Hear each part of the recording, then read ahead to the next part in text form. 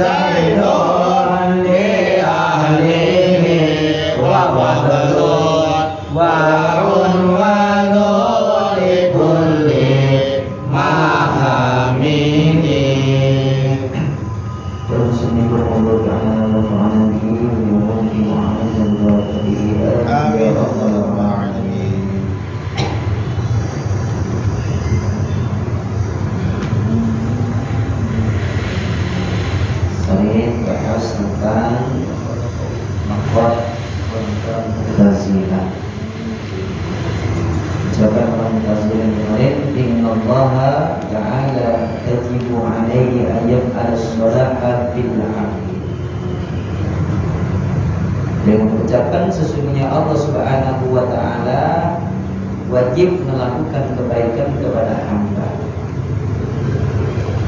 Bagus terus. Fayajibu alaihi ta'ala ayyarzuqahu. Maka wajib Allah Subhanahu wa taala berikan rezeki kepada seorang hamba. Wa hadza usul, ini termasuk dusta alaihi kepada Allah Subhanahu wa taala. Wa hibdun dan kedustaan. Tanazzaha, maha bersih, maha suci sama Allah antarika salimul qulub. Jadi Allah itu jangan diatur-atur begini. Wah, ini sebenarnya itu harus begini, nggak bisa begitu. Allah ini punya skenario yang luar biasa. Bisa jadi baik, jadi jelek, jelek jadi baik. Makanya begini, kita harus benar-benar memahami antara yang bersurat dengan yang bersirat, antara yang awal sampai yang akhir, antara yang zahir sampai yang batin. Baru kalau sudah paham itu, insya Allah maka kebaikan Allah Subhanahu wa Ta'ala itu nanti akan benar-benar tampak dan terang. Kalau kayak begitu ya susah untuk memahami tentang kebaikan itu sendiri.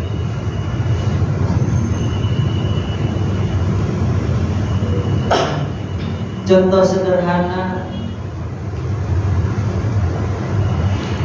akhirilah semua ucapan kita, perbuatan kita ini dengan istighfar dan hamdalah. Istighfar tujuannya apa? Agar supaya diampuni oleh Allah Subhanahu wa Ta'ala atas segala kekhilafan dan kesalahan. Umpamanya saya mulai dari kebaikan, kita udah ngomong baik-baik, kadang-kadang kagak disambut dengan baik, benar apa enggak? Udah ngomongin enak, ngajak baik-baik, disambut kagak baik.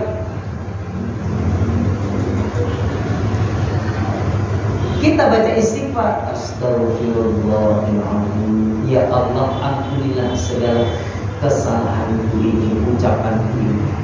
Walaupun saya sudah berbuat ngomong yang baik, berbuat ucap yang baik, ucapan yang baik, perbuatan yang baik, ternyata kagak dibalas dengan baik.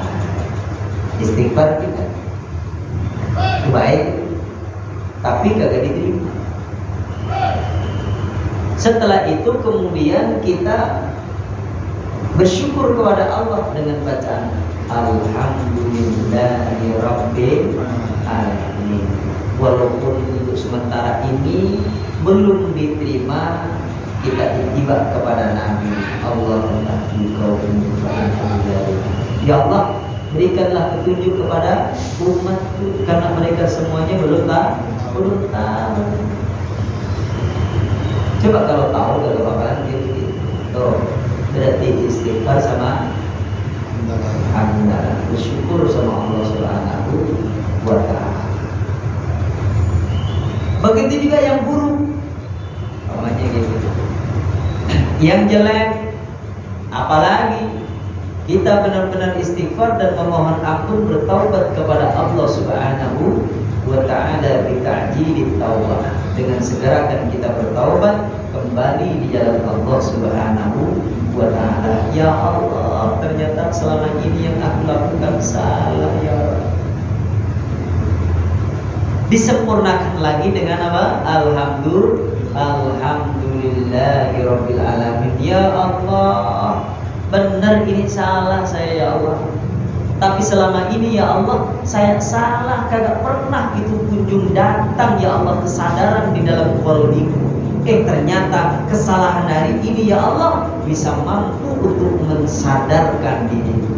Berarti kesalahan itu adalah sebagai jalan untuk menerima hidayah, kesadaran untuk diri dan bertaubat kepada Allah. Kayak begini nih, kadang-kadang ini jangan. Jadi harus meyakini kayak Allah aja, supaya nanti harus berbuat baik dan baik. Baik menurut kita kadang-kadang belum tentu baik menurut Allah. Itu teka-teki. Jadi kalau udah belajar teka-teki itu, insya Allah nanti ke depan lebih baik. Wa asa an takrahu syai'an wa huwa khairul lakum. Siapa tahu apa yang kau benci itu ternyata ada baiknya. Ya Allah, di kemudian hari dulu pada saya fitnah, dulu pada saya sepelekin, ternyata bermanfaat. Gitu banget. Dibalik, menyikapinya bagaimana? Nah, menyikapinya bagaimana? Harus dulu pakai akal, qalbu dan hati nurani. Kan? Harus pakai akal, qalbu dan hati nurani. Kalau kita pakai akal, ya kan, maka insya Allah dengan akal itu akan terang mana yang hak, mana yang batil. Oh begitu, harus dimaklumi. Kalau kata ya maklumi dah, Ya namanya anak itu belum sempurna akalnya, walaupun akalnya kayak apa, ya kita malu. Masuk lagi, ya kan? Kita punya akal. Oh, bentar. Ini pola pikirnya lagi dicuci sama orang, makanya, ya, lagi kena aliran-aliran yang sebelah mana, makanya kayak gitu. Kalau kita berpikir, kenapa ini anak kok bisa begini? Ternyata keracuni daripada pola pikir yang salah. Berangkat dari pola pikir yang salah, harus dimaklumi karena salahnya itu. Kalau sudah masuk di dalam qalbi, maka akan bijaksana. Bijaksananya bagaimana? Bijaksananya jangan langsung memvonis hak-hak batil-batil. Iya, memang benar hak-hak batil-batil, maka perlakukan orang itu sesuai dengan semestinya. Ya kan? Masya Allah. Umpamanya nih, kalau kita pengen makan daging onta, bagaimana kita memperlakukan dengan bijak? Jadi nahar, itu bijak. Bagaimana kalau kita pengen ngerasain daging sapi, daging kerbau atau daging kambing, jadi disembelih di dada, sampai daging ayam di dada, itu diperlakukan dengan bijak. Waduh, hari ini saya pengen dah makan apa? Makan mujair yang seger banget, dikotel itu diburu dengan cara yang baik. Jangan apa? Jangan digorok. Ikan digorok-gorok kayak begini kayak mati-mati. Diketok, ya matiin aja. Cak. Nah begitu juga kita memperlakukan kepada manusia. Kalau dalam hati harus dulu apa? Harus bijaksana. Jadi kagak boleh. Apalagi kalau masih ada hubungan keluarga, hubungan tangga, hubungan satu guru, hubungan yang lain, Masya Allah, harus berdalam kayak gitu. Mendingan ngalah ya. Apalagi kalau disikapi dengan hati nurani. Maka kalau disikapi dengan hati nurani, maka kita perlu pendekatan-pendekatan yang bisa diterima.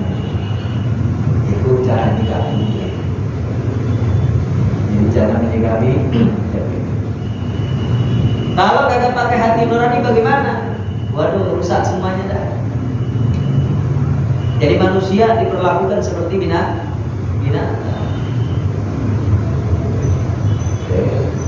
Bahkan kita sama binatang aja harus coba ulas asik ini sama manusia kan. Jadi caranya begitu.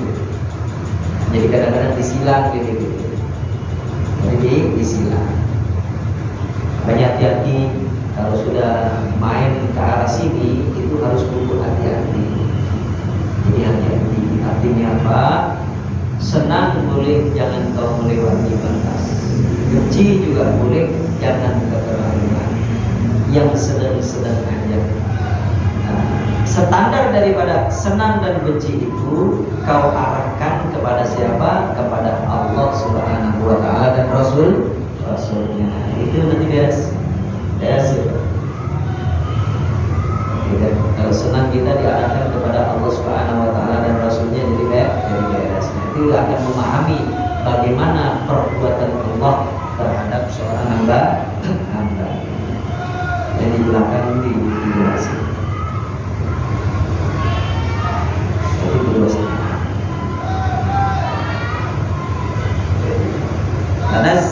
Tanazzahallahu an dzalik. Jadi kita harus bersihkan itu semuanya. Jangan sampai nuntut sebenarnya Allah itu harus begini-begini ya. Itu ada salah satu di balik takdir daripada kejadian.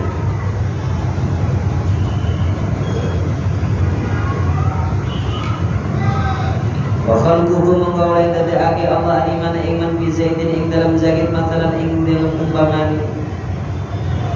Wa itaulan kalai paring Allah Subhanahu wa Ta'ala ilmu itu min fadlihi saking kanugrahani Allah bin ghairi wujubin saking tanpa wajib. Allah Subhanahu wa taala menjadikan iman di dalam diri seorang Zaid.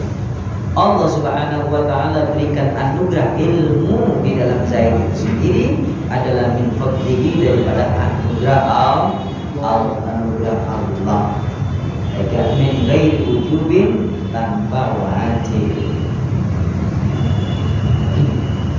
Ini pokoknya Allah wajib itu ngasih ilmu sama anak saya. Allah itu wajib ngasih apa? Ngasih iman kepada ini keluarga saya. Mamanya yang gitu.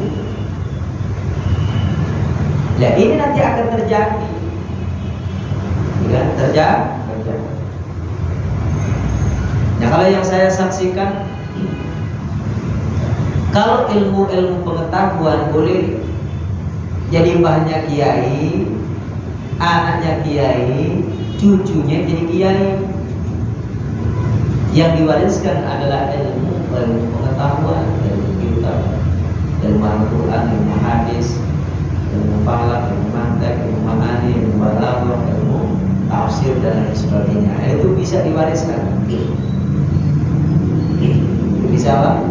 Diwariskan. Dan itu semuanya hampir mayoritas sering kita dapatkan dan sering kita saksikan keberadaan itu. Jadi keturunan para kiai-kiai kemudian apa? Menurunkan para kiai-kiai. Jadi kiai-kiai. Nah, tapi kalau khusus ilmu rohani, ilmu hakikat dan makrifat, ini kenyataannya kagak bisa. Terus langsung harus putranya sendiri atau siapa, ini kagak. Karena ini adalah fadl dari Allah Subhanahu wa taala, kagak wajib. Jadi kagak wajib. Sehingga ini banyak sekali, banyak sekali yang dikasih amanah. Pokoknya ini seperti guru itu di Syekh Syarif Hidayat Muhammad Tasdiq, ya kan? Dia berguru sama dia Usman, yang dikasih amanah untuk membaiat dan mentawajuh itu bukan putranya sebenarnya, ya kan? Tapi apa murid umpamanya begitu. Tapi pada kenyataannya banyak yang menikah, karena ini adalah panggilan apa? Panggilan jiwa, panggilan rohani. Itu beda. Ya, kalau udah masuk dalam ketauhidan ini, ya begitu. Jadi kagak iri hati gitu. Wah, ini sebenarnya harus dikasihkan sama putranya, ya kagak bisa. Kalau putranya kagak punya hak, mau ngomong apa? Ya begitu. Oleh karena itu, inilah salah satu ilmu di mana ilmu tauhid ini kalau disampaikan kepada orang yang tidak berhak, maka jadi fitnah. Kalau kagak disampaikan kepada orang itu punya hak, juga jadi fitnah. Oleh karena itu, jangan ngatur-ngatur Allah. Oh itu wajib begini.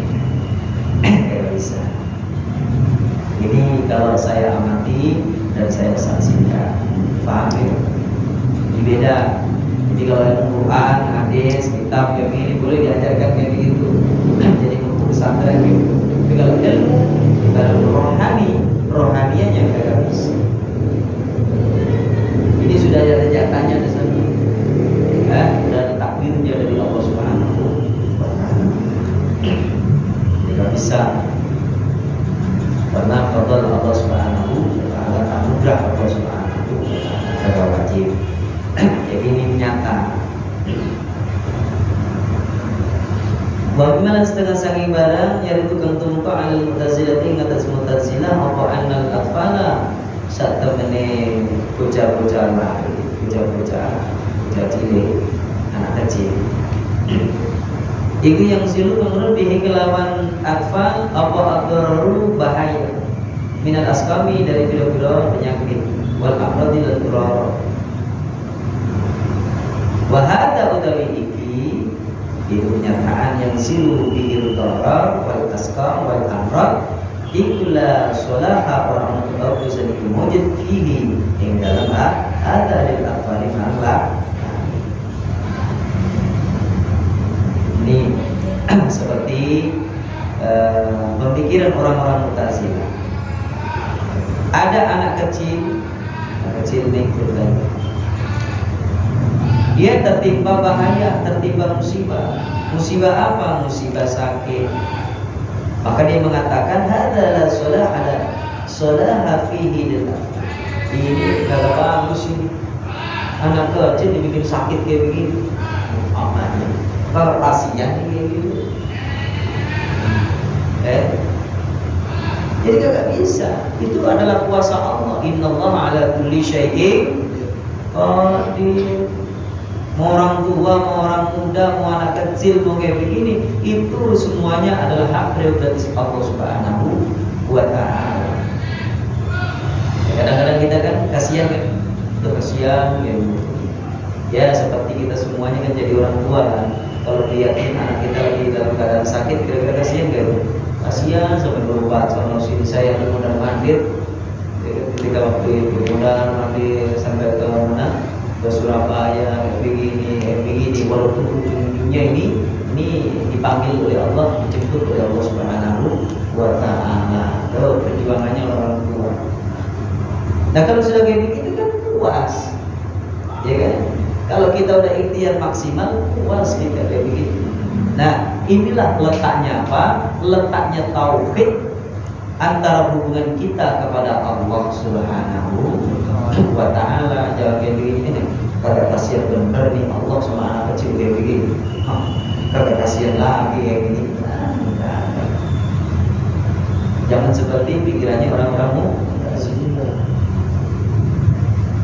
Walau kan lamun ana fasalahu kebagusan iku wajiban wajib alaihi ngatasi Allah Subhanahu wa ta'ala lan menggora lisan-lisan umur atau berbahaya dan alfari marabo berujar. Jadi andai kata kalau memang kebaikan itu wajib Allah Subhanahu wa ta'ala ya kan? Maka tidak akan terjadi yang namanya sesuatu yang membahayakan kepada anak.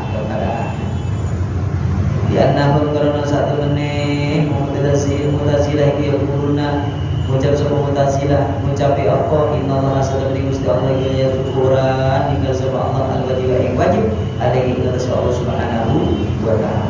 Ini orang Mu'tazilah sehingga Allah tidak akan meninggalkan kewajibannya. Di anna tarkal wajibi karena satu meninggal perkara wajib alaihi atas Allah Subhanahu wa ta'ala itu adalah nafsu kekurangan. Wallahu ta'ala Allah Subhanahu wa ta'ala iku munazzahun dan bersihakin alim nafsi sampai kekurangan di ijma'i kelawan ijma' mufakati para alim para ulama. Yang begini ini ya terserah Allah. Makanya semuanya ada takbir daripada makna yang tersirat. Pada zaman dahulu Bilal bin Rabah itu adalah seorang budak yang benar-benar ikrar masuk Islam, budak masuk Islam. Setelah itu sama majikannya diminta agar supaya apa? Untuk melepaskan daripada keimanan dan keyakinannya itu. Asyhadu an la ilaha illallah wa asyhadu anna Muhammadar Rasulullah. Dihajar, dipukuli, dicambuki. Padahal di situ Rasulullah SAW menyaksikan dan melihat itu Bilal lagi disiksa. Sebagian sahabat ada itu terbesit dalam pikiran dan benaknya. Ini kalau kasihan benar ya Rasulullah. Udah tahu ini udah masuk Islam, kalau ditolong, kalau ini apa sih yang diperbuat lah kayak gitu, kasihan kan? Terkait secara zahir memang gak salah sahabat kayak gitu, kok ditolongin kayak gitu. Tapi setelah menyaksikan keimanan yang dimiliki oleh Bilal bin Rabah itu, maka Rasulullah SAW menerima daripada keteguhan, keuletan daripada kesabaran untuk mempertahankan keimanan itu sendiri. Setelah sudah terbukti keimanannya benar-benar ditetapkan di dalam lisannya dan ditetapkan di dalam qalbinya, akhirnya datanglah Abu Bakar As-Siddiq radhiyallahu taala anhu untuk memperdekakan itu di dunia. Jadi kayak begitu jangan apa? Jangan suudzon sama Allah. Begitu juga para utusan Allah Subhanahu wa taala, jangan suudzon karena di balik itu ada sesuatu rahasia. Begitu juga jangan suudzon para alim, para ulama, para kiai, para aulia. Ini kiai bagaimana sudah begitu biar jadi apa yang tersirat di dalam itu tidak, kadang-kadang kagak paham. Nah nantilah ujungnya atau endingnya baru kita nanti tahu, oh hikmahnya ini ternyata begini. Makanya jangan sampai kelepasan ngomong merasain orang tua itu paham. Sebelum kita udah jalan kayak begini, orang tua kita ya kan udah pernah jalani, udah ngerti skenario hidup itu udah ngerti. Makanya diharapkan kita yang jadi anak, baik anak kandung, anak menantu atau cucu, kagak boleh suudzon sama orang tua, suudzon sama kakak. Biarin aja husnuzon. Kenapa? Karena nanti kita ngerti hikmah kayak apa. Jadi terus berjalan. Jadi berjalan. Kalau kayak begitu ya nanti usaha. Karena ini masalahnya apa? Masalahnya yang tersirat. Paham ya? Yang tersirat ini repot kadang-kadang nih. Waduh. Kalau ini pengennya nolak aja udah, pengennya nolak aja udah. Tapi bagaimana lagi? Bagaimana kita karena pengen tahu lebih baik daripada kejadian tersebut.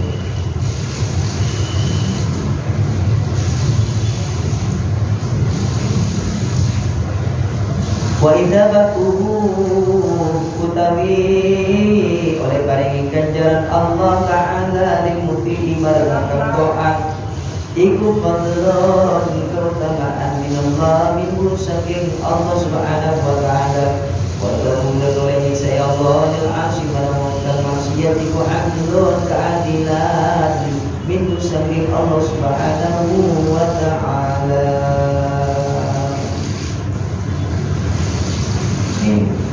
Allah Subhanahu wa ta'ala memberikan balasan pahala kepada orang yang taat.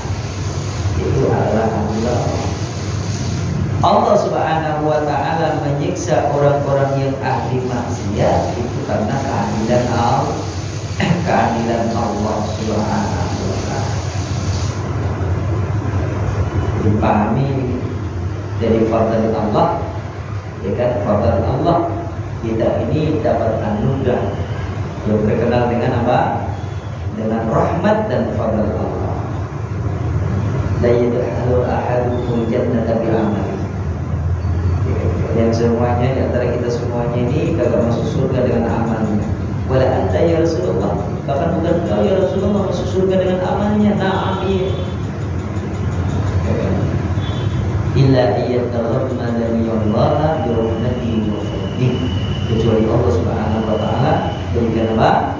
Berikan rahmat dan fadlnya, anugerah. Jadi kita masuk surga itu dengan rahmat kasih sayang Allah dan anugerah Allah. Nah kalau disiksa itu adalah anugerah keadilan Allah Subhanahu wa ta'ala. Inilah tanfa'u Lakon orang manfaat di bueng Allah Subhanahu wa ta'ala apa doa berdoa wala yakuru lan bahaya itu Allah ta'ala apa maksiat.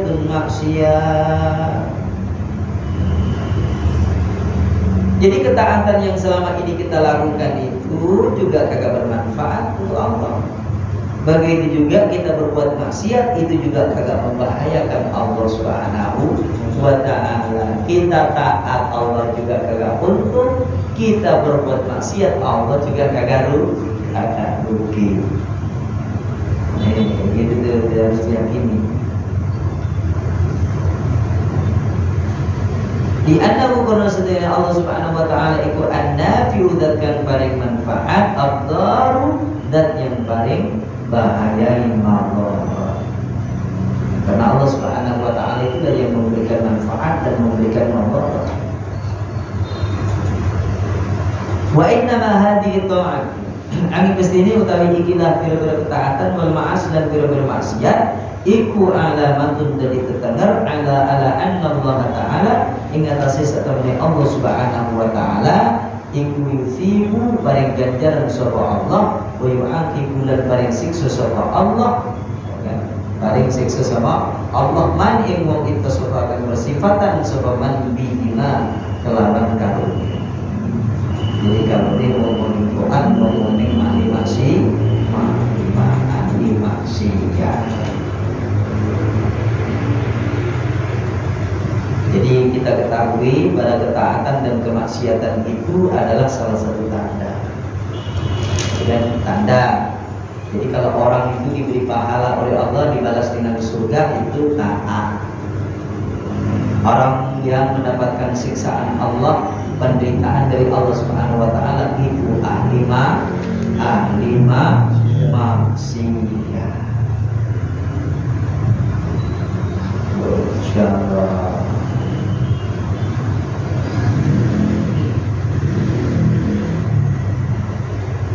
Qad farraqa Syekhul Islam bainaha wa baina kulli minal qurbah wal ibadah. Jadi ini ada apa? Ada taat, ada ibadah, ada qurbah. Ada taat, ada ibadah, ada qurbah. Taat itu umum. Makanya atiiullah wa atiiur rasul. Taat itu umum. Tengah-tengahnya itu qurbah. Qurbah itu ada salah satu usaha untuk mendekatkan diri kepada Allah Subhanahu wa ta'ala. Kemudian yang khusus adalah ibadah. Paham maksudnya? Orang kalau taat itu umum. Ayo mari kita taat kepada Allah Subhanahu wa ta'ala dan Rasulnya, itu umum.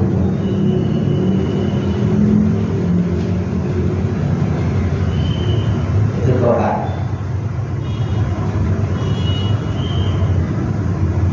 Nah, tengah-tengahnya adalah qurbah. Qurbah ini adalah salah satu pekerjaan untuk mendekatkan diri kepada Allah Subhanahu wa ta'ala. Min haitsul khudu'i wat tadallul. Jadi merendahkan, menghinakan dirinya di hadapan Allah Subhanahu wa ta'ala. Nah ini pengen dekat sama Allah, pengen usaha untuk lebih dekat kepada Allah. Anta'budallah ka'annaka tarahu fa in lam takun tarahu fa innahu yaraka. Nah ini namanya qurb. Pengen lebih dekat lagi. Nah, pelaksanaan daripada itu semuanya yang disebut dengan ibadah. Jadi kalau di kampung semuanya namanya ibadah, pengabdian diri kepada Allah Subhanahu wa ta'ala. Jadi ketaatan sama maksiat itu umum, cuma sebagai tanda doang. Di mana ketaatan itu nanti akan diberi pahala, kemaksiatan diberi siksa. Supaya ketaatan ini benar-benar akan bernilaikan ibadah, maka harus ada usaha untuk mendekat. Ya, harus ada usaha untuk mendekat. Kalau kagak ada usaha untuk mendekat, nah berarti ini cuma doa doang. Ada cuma deket doang. Berarti yang didekatkan apa? Di dohirnya, di dohirnya. Kalau orang dekat dohir, berarti seperti hanya kalau orang itu kerja, yang dikerjakan cuma apa? Kewajiban kewajibannya. Saya kerja, karena saya kerja jadi gaji. Ini. Tapi kalau lebih ada qurb, ya kan, melonggarkan waktunya, dikerjakan dengan sepenuh hati. Nah, itu namanya qurb. Dengan qurb. Nah, kalau ada nilai qurb, ada nilai untuk benar-benar maksimal dalam bekerja itu, nah nanti akan bernilaikan ibadah. Jadi kan ibadah nilainya kebaikan. Kalau yang satunya cuma dia dapat capek dan dapat uang. Kalau yang qurb itu tadi bernilaikan ibadah, selesai dapat uang juga. Nah, itu bedanya. Paham? Ini taat, ada qurb wal ibadah. Nah, Allah Subhanahu wa taala juga an-nafi wa dhar. Dat yang berikan manfaat, dat yang bisa membahayakan. An-syafi wa anal mu'afi. Gusti Allah ning marasno, Gusti Allah yang menyembuhkan. Gusti Allah yang mengobati, Gusti Allah yang menyembuhkan, yang menghilangkan segala penyakit. Makanya di dalam kitab ini wa utiya an sayyidina Musa alaihi salatu wassalam wa ala nabiyyina afdhalus salati wassalam. Jadi Nabi Musa alaihi salatu wassalam itu pernah menceritakan ketika waktu suatu hari Nabi Musa alaihi salatu wassalam itu sakit gigi. Jadi sakit gigi. Maka Allah Subhanahu wa taala berfirman kepada Nabi Musa, "Khudh al-hashishata al-falainya." Tuh, Musa ambil itu rumput apa itu biasanya kayak gerinting gitu. Ambil itu Musa, rumput kayak begitu. Letakkanlah ala sidika di atas gigi. Jadi atas diletakkan karena diperintah oleh Allah, diletakkan ke giginya. Sakit gigi, letakkan gigi, perintah Allah. Fasakan al-wajah. Maka sakitnya menjadi reda, sembuhlah seketika. Sembuh sudah. Ini etikanya itu. Etikanya jangan sampai ini termasuk etika salah satu adat di mana ketika Nabi Allah Musa alaihissalam sakit, minta petunjuk sama Allah. Setelah sudah dikasih petunjuk sama Allah, kemudian diperintah sama Allah, lu ambil obatnya. Setelah sudah diambil sama Nabi Musa, diterapkannya begini. Nah, kemudian apa? Bari'un bi'idznillah. Akhirnya sembuh dengan izin Allah Subhanahu wa ta'ala. Thumma ba'da muddatin awadahu dhalikal wajh. Kemudian setelah masa sudah lewat, lain hari, udah berapa bulan, kamu lagi. Setelah udah kamu lagi sakitnya, ya kan? Fa'akhadha tilkal hashishata. Ini Nabi Musa alaihi salatu wassalam kagak minta izin sama Allah, udah ambil aja itu rumputnya. Dia ambil itu rumputnya, wa wada'aha ala sinni. Kemudian diletakkanlah rumput itu di atas giginya. Fazadal wajdu ad'afa ma kana. Setelah itu bukan tambah sembuh, tambah sakitnya lebih parah. Ada kayak begini, kemarin saya obatin kayak begini jadi sembuh, ambil aja kayak begitu. Oh, itu etikanya nggak boleh. Walaupun itu obat warung, nah, ini kalau biasanya kalau saya kayak obat warung begini juga sembuh, nggak boleh. Ya Allah ya Allah, izinkan aku ya Allah mau beli obat warung. Biasanya sembuh ya Allah, mudah-mudahan ini sembuh lagi ya Allah. Kayak begitu, jangan lupain Allah, ya ambil lah. Berarti mau obat warung atau cuma secangkir air putih kayak begitu nggak apa-apa, minta izin dulu sama Allah Subhanahu wa taala.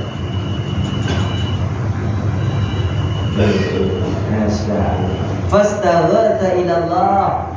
Kemudian apa? Nabi Allah Musa alaihi salatu wassalam beristighosah, minta tolong kepada Allah Subhanahu wa taala. Ilahi Alasta amartani bihadza. Bukannya engkau telah perintahkan aku ya Allah dengan seperti ini. Kau telah menunjukkan ya Allah bahwa obatnya sakit gigi itu pakai rumput. Dia ditegur.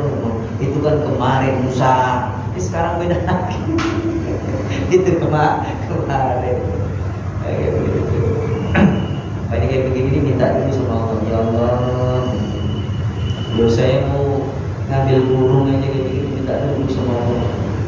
Ya Allah, ya Allah, baru berangkat. Jangan kayak begini berangkat kayak begitu. Ya Musa ana syafi wa ana al-mu'afi. Jadi akulah zat yang menyembuhkan. Wa ana al-mu'afi, dan akulah zat yang mensehatkan. Ya kan? Wa ana dhar wa ana nafi, dan aku adalah zat yang membahayakan dan aku adalah zat yang berikan manfaat.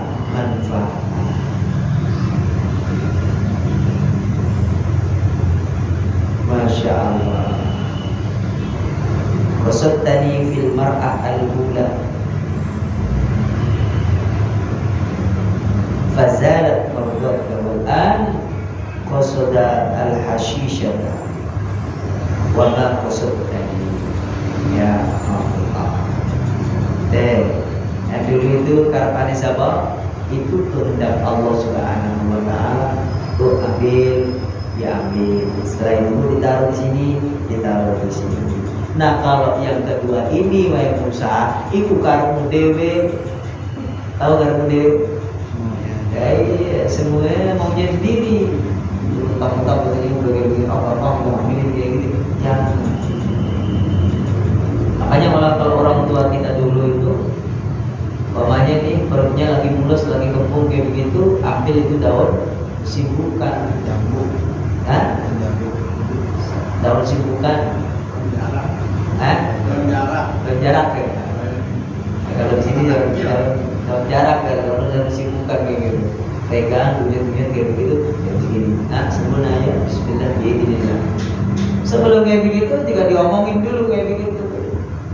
Ya Allah ya Rabb, bisa izin ya Allah, ini ada makhlukmu yang berbagai begini ya, bisa izin ya Allah, ini buat obat. Amin, insya Allah. Jangan kayak begini satu aja udah. Masya Allah. Ya. Amin.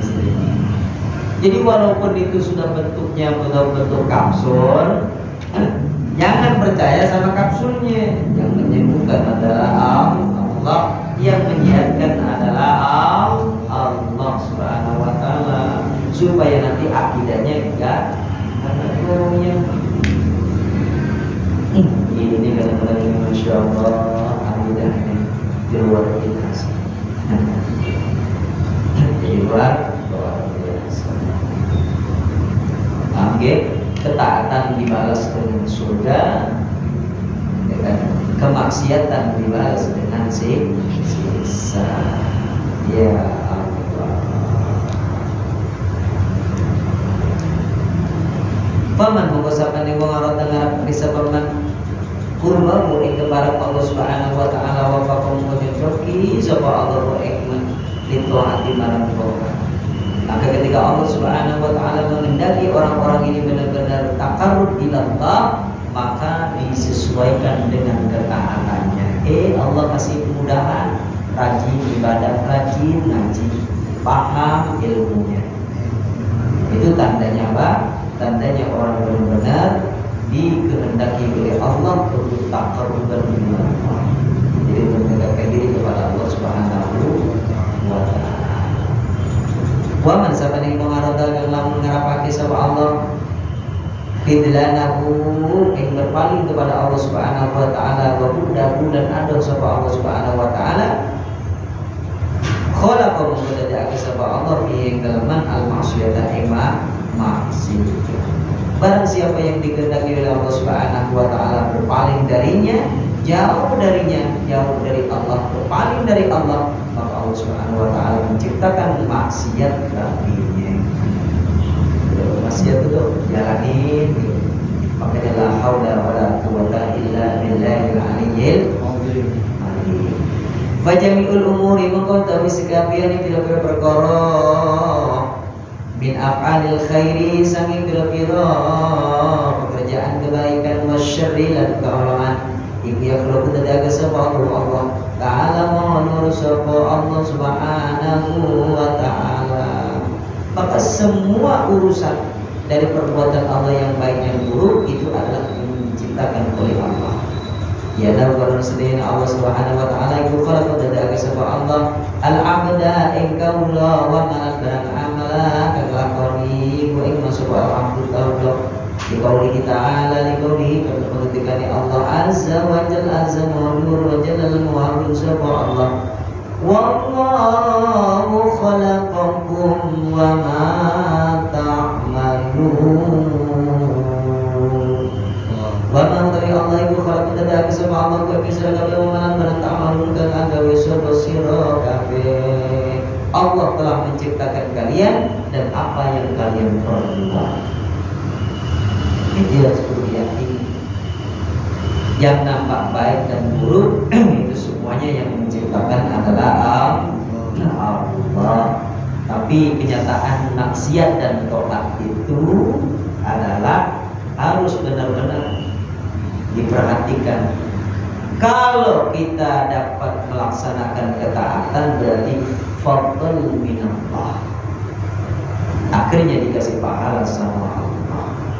Kalau kemaksiatan akhirnya disiksa sama Allah, itu adalah keadilan Allah Subhanahu wa taala. Yakni itu adalah min nafsik, daripada kesalahan diri. Itu adabnya. Jangan diartikan ini baik buruk kan datangnya dari Allah Subhanahu wa taala, ini bukan kesalahan saya. Jangan kaku. Ya, jangan kaku. Maka harus guru bijak. Nah, bijaknya ini tadi bagaimana? Dari silang itu tadi. Di sini tulijul laila fin nahari wa tulijun nahara fil lail. Sebab pergantian malam dan siang begitu. Sekarang malam, ditanya siangnya mana? Begitu juga ada orang yang berbuat baik, ditanya mana keburukannya, ada nggak kira-kira keburukannya? Ada. Ya kan? Keburukannya ada. Teliti lagi. Artinya apa? Celah-celah daripada kekurangan itu pasti ada. Kita tidak jadi orang sempurna. Walaupun kita ngaji kayak begini kelihatannya baik, tetapi ada kesalahan diri kita ini. Apa di antara kesalahan diri kita kayak begini? Ya Allah, kita udah ngaji kayak begini, bisa nggak jalanin? Oh, lagi ngaji kayak begini, dikira-kira ini kita ini udah koneksi nggak itu? Pikiran kalbunya, rohanianya. Ini kadang-kadang gelibur ke sana kemari itu. Belum ada.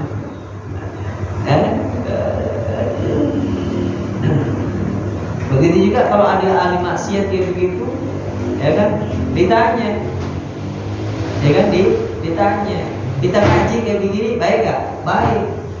Tapi ditanya, ada jeleknya gak? Ada. Ya kan, sebelum kita ngaji masuk ke musola Al-Afiyah ini, kira-kira sebelum masuk ada gak kesalahannya? Nggak ada. Disadari apa kagak disadari? Maksiatnya mata, maksiatnya telinga, maksiatnya kaki, maksiatnya perut. Ada nggak maksiat juga? Ada. Itu maksudnya.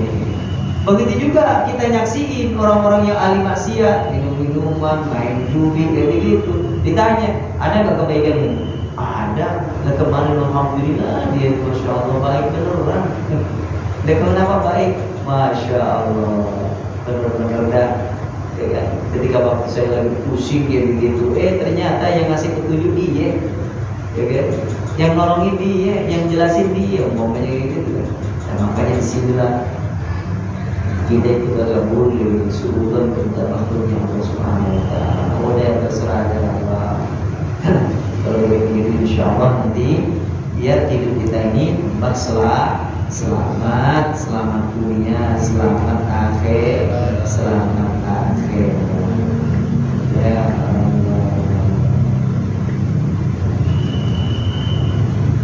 Wabimana setengah sangi barangnya juga wajib apa ini katuhu kita kata kemah. Anallah satabani Gusti Allah Subhanahu Wa Taala ku yajuzu menang sapa Allah ayyura yato ningalake sapa Allah ningalake fil akhirati ing dalam akhirat lil mukminina para kang mukmin kabeh li anna Allah karena satabani Allah Subhanahu Wa Taala iku alaqakum matakan sapa Allah ar-ru'yata melihat atau meningali ala istiqrar jabali ing ngatase tetapi gunung fi qaulihi ta'ala ing dalem pengendikane Allah Ta'ala fa in istaqarra makanahu fa sawfa tarani fa in istaqarra makanahu kalian tetap apa makanahu bangunan ing wa fa sawfa tarani monggo bakal ningali sapa sira ni ingsun wa istiqrarul jabali utawi tetapi jalan gunung ini jadi sunnah boleh kaya gunung monggo ana apa al-mu'allaq perkara menjadi gunakan alih ing atas sama minal ru'yati saking ru'yatullah melihat Allah Subhanahu Wa Taala iku jaizan wa benar lian al-mu'allaq karena satu mening mu'allaq dengan al-jaiz yang jaiz iku jaiz wa benar walakin ru'yatun akan tetapi ningali kita lagu marang Allah Subhanahu Wa Taala itu bila kaifin tanpa coro aina setegese ora ono apa ru'ya ka ru'ya di ba'dina kaya dene oleh ningali sebagian kita bak dan sebagian kan lihat. Nah, ini termasuk sebagian daripada i'tiqad yang wajib kita yakini. Jadi kita boleh ya kan, nanti kita diperbolehkan di dalam surga itu orang-orang mukmin melihat Allah. Keren ya? Melihat Allah Subhanahu wa Ta'ala. Nah, kalau di dunia bisa nggak melihat Allah?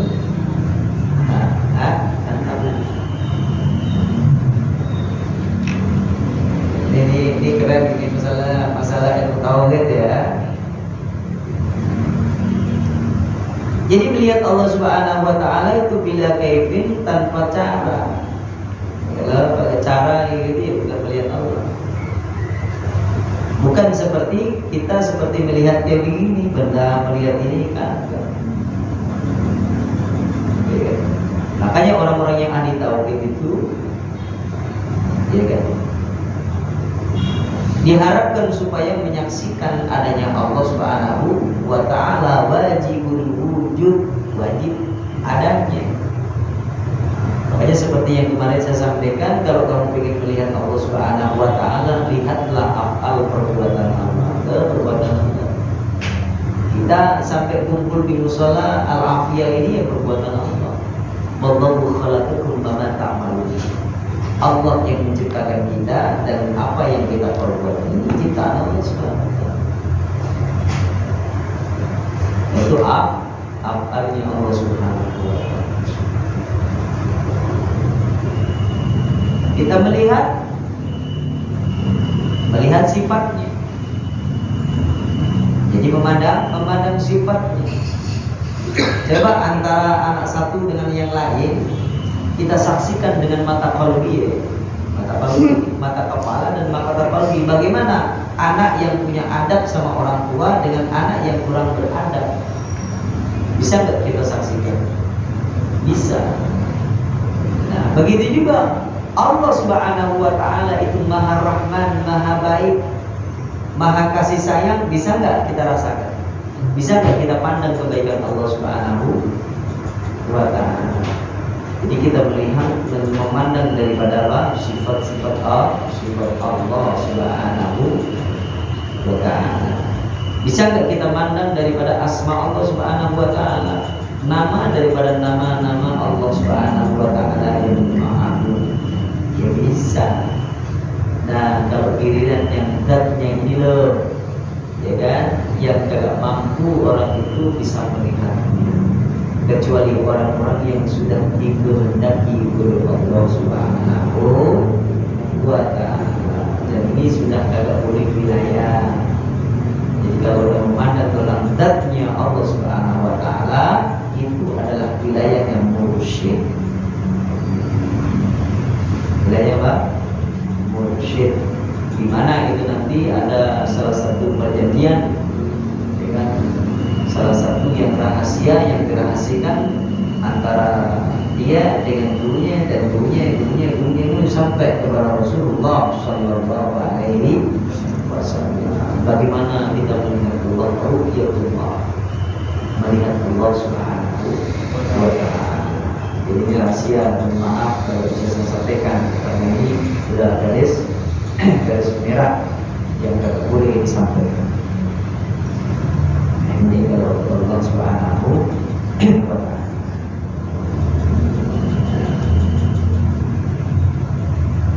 Kalau Sultanul Auliya Sayyidina Syekh Abdul Qadir Jilani radhiyallahu taala anhu, at-turuq ila Allah, jalan menuju Allah Subhanahu wa taala, di samping bila kaifin tanpa cara, bila babin tanpa gitu, tanpa segalanya, tanpa segalanya. Makanya ukhrij min nafsika, keluarkanlah dari dirimu, harus dikeluarin semuanya. Jika kamu ingin menghadap kepada Allah, menyaksikan Allah Subhanahu wa taala, agak boleh bawa ilmu.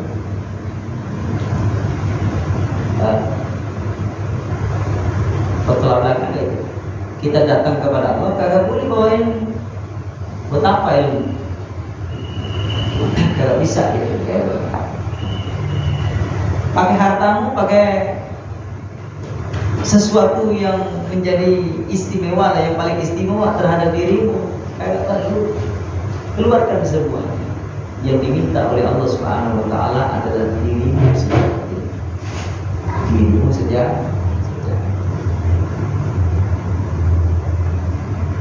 Makanya ini kalau dinalar, ya supaya kagak bingung lagi, itu adalah dirimu, diri yang jasad. Kalau dirimu yang jasad, sholatnya sholat syariat, maka ya ada berdiri, tidak sujud, duduk, berarti pakai cara. Itu adalah menuju ihdinas siratal mustaqim, siratal ladzina an'amta 'alaihim. Itu sampai ke sana, itu ihdinas siratal mustaqim. Ya, dohirnya pakai begitu, dohirnya pakai begitu. Tapi hakikatnya kan, jadi katanya hakikatnya kan, makanya suruh keluarin semuanya, suruh dikeluarin semuanya. Kagak ada boleh beramal yang nempel di dalam.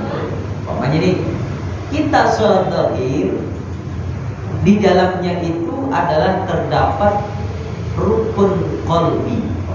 Rukun qalbi. Ketika waktu kita niat harus dimasukkan di dalam qalbi. Allah menjalankan syariat, perintah Allah Subhanahu. Agar supaya kita benar-benar menghadap dan mengabdi kepada Allah Subhanahu wa taala, illa man atallaha biqalbin salim, kecuali orang yang datang kepada Allah dengan hati yang selamat. Dan sholat kok masih marah? Sholat kok masih dendam? Lu sholat kok masih iri hati? Sholat kok masih sakit hati? Kenapa? Di sini ada musuhnya ya, sakit hati, ngapain sih begitu? Kagak sampai sama Allah. Makanya levelnya kayak begini adalah level apa? Level daripada ibadat jasad, ibadat jasmani. Berarti belum apa? Belum mengarah daripada diri diri jiwa, panggilan jiwa itu sendiri mau menuju ke sana.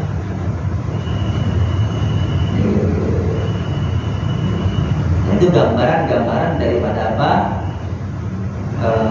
Hakikatnya syariat, ma'rifatnya syariat yang dijelaskan oleh para alim, para ulama, para kiai. Kayak begitu. Tapi daripada hakikatnya hakikat kayak begitu ya nggak bisa. Dia tahu adalah dirinya dengan para mursyidnya dan kepada Allah Subhanahu wa Ta'ala. Yang ditanya kayak begitu, ini orang dia pernah melihat Allah Subhanahu wa Ta'ala. Pertanyaannya nih, udah pernah lihat Nabi belum? Karena ini udah pernah mimpi gitu Nabi. Dan minta sama Allah dah banyakin sholawat kayak gitu. Sholawat sampai udah pernah ribuan sholawat. Iya kayak gitu. Masa kalau ribuan sholawat gini gak ketemu sama Nabi. Dia minta dulu ketemu sama Nabi. Melihat Nabi, bagaimana melihat keelokan Nabi, kecakapan itu Nabi, kerinduan kita ingin berjumpa kepada Nabi, bagaimana kita nanti bercakap-cakap, ya kan, berbicara dengan Nabi. Masya Allah, itu aja dah. Ini dengan keren banget, ini melihat Allah SWT. Dan ini bukan urusan saya, itu urusan fadl min Allah, anugerah daripada Allah Subhanahu wa Ta'ala. Saya tidak bisa menyampaikan itu semuanya. Kalau memang sampai kami nanti ditakdirkan oleh Allah Subhanahu wa Ta'ala bisa kepada makom itu sendiri, itu wallahu a'lam bishawab. Allah yang beritahu, ditingkatkan terus, tingkatkan pendalaman ilmu ini. Wa menjahad fina dan dia subulana. Jika kita benar-benar berusaha semaksimal mungkin, maka pasti kita akan mengarah ke sana. Nah, jadi dasar-dasarnya dulu. Makanya ngaji kita faedul awam kayak begini, ngaji terus kayak begini. Makanya nanti kalau sudah masuk di dalam wilayah itu, saya pertemukan para mursyid, para kiai-kiai yang khusus kayak gitu, biar supaya kagak bingung. Makanya kalau orang-orang belum syariatnya, belum tahu tentang apa ilmu tauhid kayak begini, kagak pernah kayak begini, masuk ke dalam dunia hakikat dan marifat, semuanya Pak kayak orang gila. Bahkan anehnya itu orang tidak disyariat dari karena senang itu dikatakan orang gila gitu. Jangan. Jadi kita ikutin itibar kepada para alim, para ulama, guru kita aja yang bermanfaat di dunia hasanah wa fil akhirati hasanah wa qina adzabannar. Makanya punyai saya pernah ngobrol kan sama abah di Abaya, ya kan, suruh pilih ceritanya. Punyai, ada kata kalau punyai punya putra, makanya nih putranya laki-laki dua-duanya wali. Kira-kira yang didemenin, yang disenengin itu wali yang rapi atau wali yang kagak rapi? Punyai seneng rapi aja. Ngerti mas ini? Jadi ada wali Allah, kekasih Allah itu kalau apa pakaian itu pakaian yang rapi, kan? Pakaian yang megah, udah pokoknya gaya aja dah. Ada yang kayak begitu tuh udah semaunya sendiri, yang penting tutupin aurat aja dah, yang penting sopan doang gitu. Punyai ditanya, kira-kira kalau punya anak yang begitu dipilih yang mana? Pengennya rapi gitu ya. Makanya dulu saya terpesona sama guru itu, ya kan, beliau itu Al-Ghafurlah, karena menghibur Romo Kiai Agus Abdul Majid bin Abdul Fattah bin Muhammad Rais. Jadi beliau itu saya terpesonanya dulu itu ketika waktu udah pakai peci, pakai imamah putih, pakai imamah hijau itu senang saya lihat di kantor. Jadi karena beliau sangat dari Abu Yasir Muhammad bin Alawi Al-Nabi. Nah beliau Abu ya itu kalau ngaji kagak ada, mesti dandan yang ganteng, kagak pernah gitu biasa gitu. bukan gitu kagak ya, gitu. Tujuannya apa? Nah tujuannya ini hormat dunia ilmu itu yang disukai. Ada juga wali yang model kayak begini, wali kayak begini kan saya ceritain punya ini diceritain anaknya dua-duanya wali, yang satunya rapi, yang satunya kagak rapi, semua maunya sendiri. Kira-kira yang dipilih yang mana? Bunyai pilih yang rapi. Padahal sama-sama wali. Makanya dia begini nih, kagak bisa jadi ukuran, kagak boleh surga sono, surga sini. Kira-kira mana yang paling nyaman, ya? Mana yang paling nyaman? Kagak boleh dipaksa. Kalau nyamannya kayak begini ya, kalau nyamannya begitu, paham? Jadi orang masuk surga bukan karena amalnya, ya kan? Kata Imam Ghazali rahimahullah taala, ya kan, di dalam kitab Ihya, budalaku ummati la yadkhulunal jannah bikathratis sholati wala siyam. Umat Kanjeng Nabi Muhammad masuk surga itu bukan karena memperbanyak sholatnya, bukan memperbanyak puasanya, tapi apa?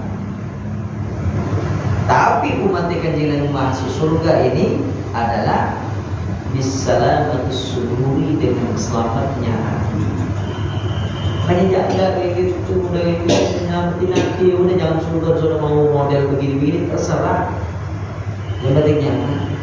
Mau pakaiannya begini terserah, yang penting nyaman. Mau modelnya begini terserah, ini selamatin kayak gini. Jangan nyinggung sono, nyinggung sini, perasaan sono, perasaan sini. Paham nih?